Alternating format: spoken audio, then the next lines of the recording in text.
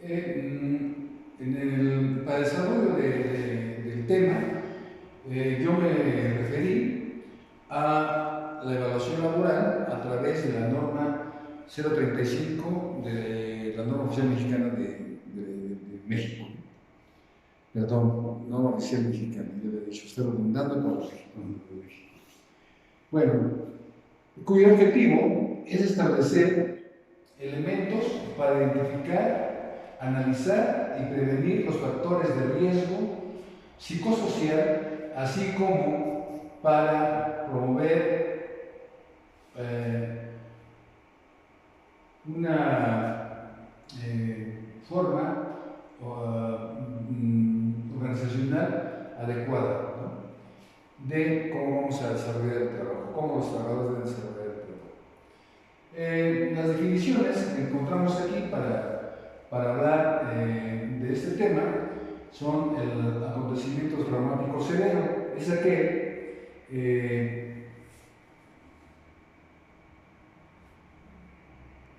experimentado durante o con motivo del trabajo que se está realizando. Este estrés se manifiesta porque, como mencionábamos hace un rato, el trabajador se ve sometido a tanta presión que después esa presión se la lleva a todos lados, es decir, le provoca un estrés, es decir, cada rato está acordando del trabajo, no descansa, va a su casa y se sigue acordando de las situaciones que está viviendo en el trabajo, está pensando en que tiene que hacer mañana, que la producción no la alcanzó, etc. Eso le proporciona pues una fatiga, como decíamos hace un rato, emocional y mental. Y también vamos a definir cómo es el apoyo social. El apoyo social es, como mencionamos también hace un momento, es mejorar las condiciones sociales o laborales que tiene el trabajador, es decir, le vamos a dar incentivos, le vamos a lo mejor a premiar, le vamos a dar días de descanso, etc. Y el entorno organización favorable es aquel que le da un sentido de pertenencia al trabajador. Esto es importante porque en muchas empresas el trabajador es visto nada más como un número de nómina, es decir, una persona que nada más produce, pero se olvida de la cuestión social. Entonces el trabajador se siente ajeno, se siente como un ente productivo solamente y no siente estar integrado a la empresa. Entonces de repente vienen otro tipo de manifestaciones, viene cierto resentimiento inclusive para su empresa, cierto resentimiento para con sus jefes, y de esta manera también deja de ser productivo y en ocasiones hasta tiene otro tipo de comportamientos. Los factores de riesgo psicosocial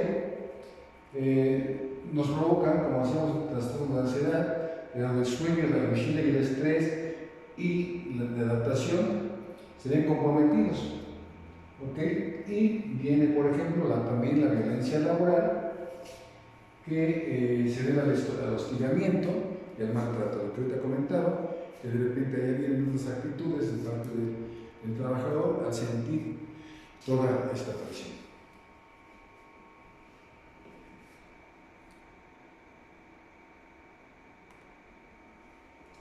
Bueno, ¿cómo es que se establece esta norma? Esta norma la establece la Secretaría del Trabajo y Previsión Social y lo hace a través de la formulación de varios cuestionarios. Estos cuestionarios están conformados, por las diferentes etapas que nosotros queremos evaluar o que se pretende evaluar. Por ejemplo, tenemos esta parte que vamos a ver muy bien, que nos va a permitir evaluar el entorno del trabajador. Y bueno, estos cuestionarios se sirven para identificar a los trabajadores que fueron sujetos a acontecimientos traumáticos severos. Hay una sección que habla de afectación en los últimos meses, y este tipo de afectación, lo que se va a registrar es si tuvo afectación en el sueño, irritación, arranques de coraje, nerviosismo, entre otras cosas. esta es una parte del cuestionario que se formula, donde las preguntas solamente se contestan como sí o no.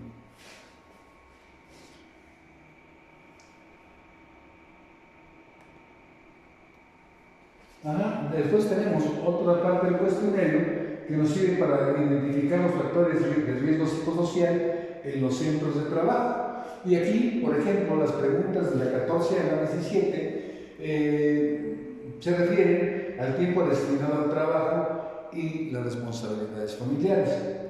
Es decir, aquí se trata de darse cuenta si el trabajador no está siendo absorbido en la gran parte del tiempo por el trabajo y tiene espacios de convivencia familiar. Eso también le va a permitir estar un poco más relajado.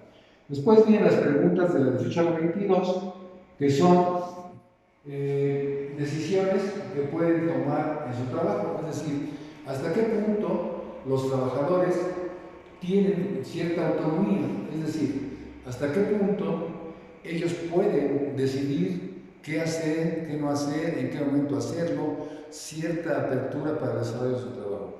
De tal manera que no sientan que siempre tienen que ser observados, incluso cuestionados, inclusive dirigidos como autómatas para la realización de su trabajo.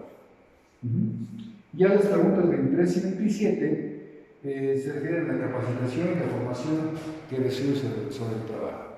Les comentaba hace un momento que la capacitación es importante porque el trabajador dentro de esta capacidad va inclusive a conocer cuáles son los mejores movimientos que tiene que desarrollar en el trabajo que está realizando para evitar inclusive cansancio, para evitar movimientos infructuosos, para que no se requieren, vamos, y que van a repercutir también en su actividad.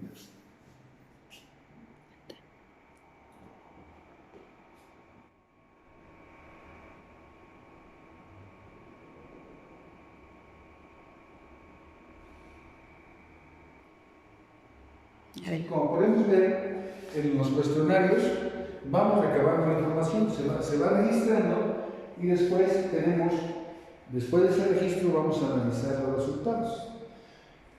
Esta nos representa cómo es que vamos a hacer el registro para posteriormente el análisis. Aquí ponemos los ítems, es decir, las preguntas que se formularon en cada una de las secciones como les comentaba.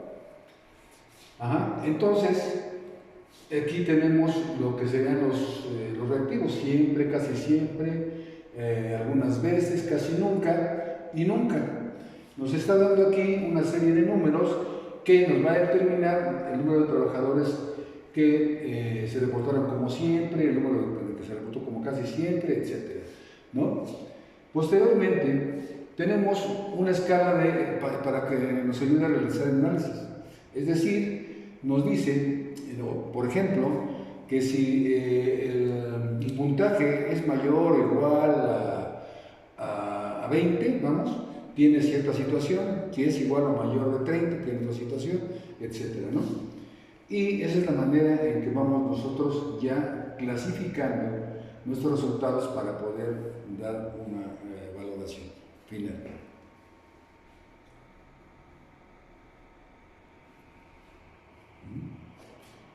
Ya acabamos de diapositiva.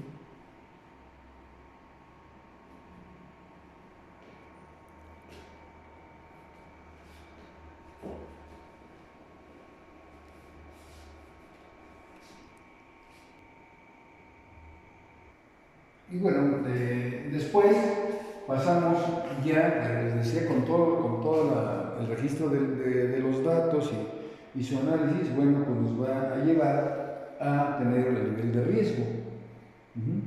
Y es muy alto, y aquí mencionamos las características que tiene este nivel de riesgo alto. Y así cada uno de ellos, ¿no? Hasta que el riesgo es mínimo. Todo esto tiene la finalidad precisamente de que evaluar el nivel de riesgo que tienen los trabajadores para tener un estrés postraumático, para tener efectos nocivos emocionales o psicológicos que los lleven a tener ciertos trastornos. Pues aquí nos va a decir qué nivel de riesgo tienen estos trabajadores.